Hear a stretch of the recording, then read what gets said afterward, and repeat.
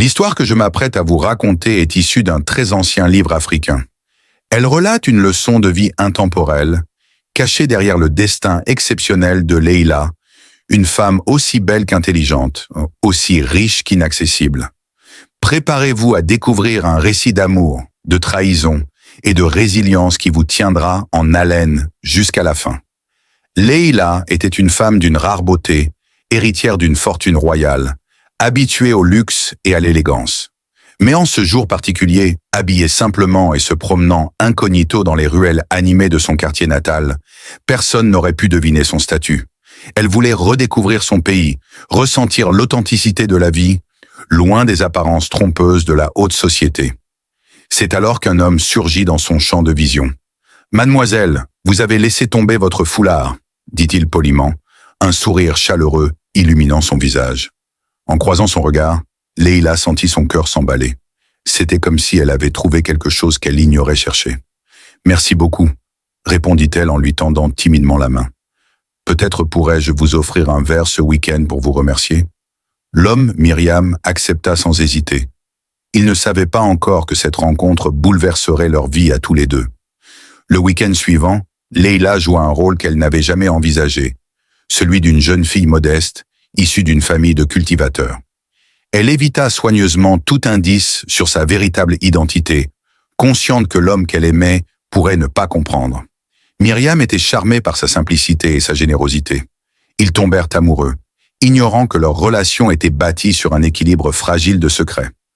Leïla, cependant, utilisait discrètement sa richesse pour financer les rêves de Myriam. Chaque projet qu'il lançait, chaque opportunité qu'il saisissait, portait la trace invisible de son soutien. Mais elle le faisait sans rien attendre en retour, persuadée que son amour pour lui valait tous les sacrifices. Les années passèrent, et grâce au soutien silencieux de Leïla, Myriam atteignit enfin le succès. Il devint un homme respecté, prospère et sûr de lui. Mais avec ce succès vint aussi un changement inattendu. Il s'éloigna. Lorsqu'il rencontra une jeune femme issue d'une famille de classe moyenne, il trouva en elle une version plus acceptable selon ses nouvelles aspirations. Leïla, le cœur brisé, le supplia de rester, mais il refusa. « Tu ne comprends pas, Leïla. J'ai besoin de quelqu'un qui correspond à ma vie maintenant, » lui dit-il froidement. Abandonnée, humiliée, Leïla se retira, mais elle jura que cette trahison ne serait pas la fin de son histoire. La soirée battait son plein dans le somptueux manoir de la famille royale. L'objectif était clair, séduire un investisseur américain influent pour assurer l'expansion internationale des entreprises non familiales. Les invités, habillés de leurs plus beaux atours, flânaient dans le grand hall illuminé de lustres étincelants. Myriam arrive, accompagnée de sa nouvelle petite amie. Fier et sûr de lui, il ne soupçonnait pas que cette soirée serait marquée par une humiliation dont il se souviendrait toute sa vie. À l'entrée, il croisa Leïla, vêtue d'une robe élégante mais sobre. Bien qu'elle attirât tous les regards, elle fut interceptée par les gardes. « Que fais-tu ici ?» siffla Myriam, un sourire méprisant aux lèvres. « Retourne chez ton père cultivateur ou va retrouver ton nouvel amant. » Leïla, trop furieuse pour répondre, détourna les yeux.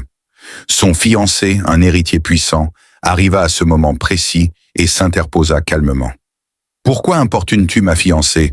demanda-t-il d'une voix ferme. « Fiancée ? Cette fille ?» ricana Myriam. « Je l'ai eue avant toi. Elle n'est rien. » Les gardes, ne reconnaissant pas Leïla, lui refusèrent l'entrée sur ordre de Myriam, qui se délectait de la situation. Humiliée, Leïla resta dehors, serrant les poings pour contenir sa colère. À l'intérieur, Myriam paradait comme un invité d'honneur, serrant des mains et multipliant les sourires.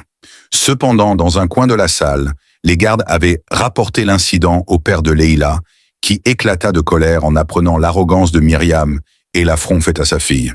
« Ce misérable ose insulter ma fille sous mon toit, » tonna-t-il. « Qu'il soit renvoyé sur le champ et qu'il n'approche plus jamais de mes entreprises. » Un garde s'approcha de Myriam, interrompant sa conversation. « Monsieur, vous êtes prié de quitter les lieux. Vous êtes renvoyé. »« Quoi ? Mais pourquoi ?» balbutia-t-il, déconcerté. Alors qu'il tentait de protester, le père de Leïla entra dans la pièce, escortant sa fille à l'intérieur sous les regards ébahis des invités. La présence imposante de l'homme ne laissait aucune place à la discussion. Sors d'ici immédiatement, ordonna-t-il d'un ton glacial, et ne croise plus jamais notre chemin. Fou de rage et blessé dans son orgueil, Myriam sortit précipitamment et dépensa une somme astronomique pour acheter un cadeau à l'investisseur américain. Il revint triomphant avec une montre valant 3 millions de dollars et la présenta à la femme de l'investisseur en espérant regagner son respect. Avec mes services, vous pourrez tripler vos bénéfices en un temps record, déclara-t-il avec un sourire forcé.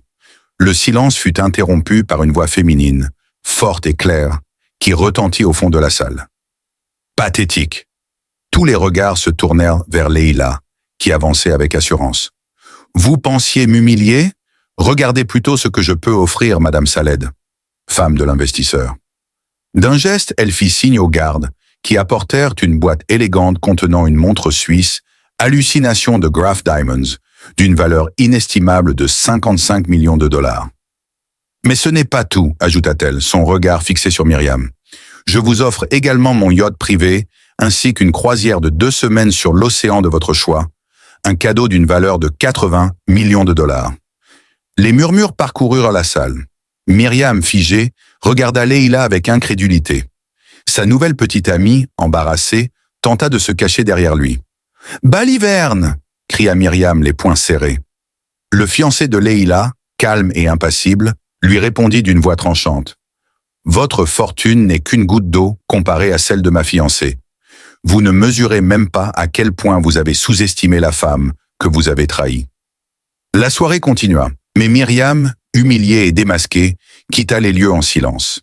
Il avait perdu tout ce qu'il croyait avoir, son travail, sa réputation et la femme qu'il avait aimée sincèrement. Leila, quant à elle, regagna sa place dans la société avec une dignité et une grâce inégalées. Lors d'un discours de clôture, elle adressa une leçon à l'Assemblée. La vraie richesse ne réside pas dans l'argent ou les biens matériels, mais dans la manière dont vous respectez et valorisez ceux qui vous entourent. N'oubliez jamais que l'arrogance détruit tout ce qu'elle touche, tandis que l'humilité construit un héritage éternel. Finalement, Leila trouva le bonheur auprès de son nouveau fiancé, un homme qui l'aimait et la respectait sincèrement.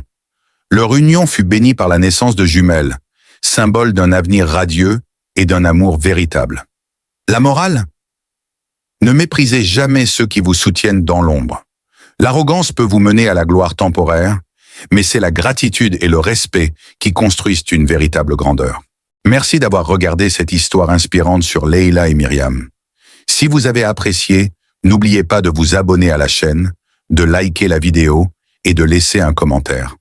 Vos retours sont précieux et nous aident à créer toujours plus de contenu qui vous touche.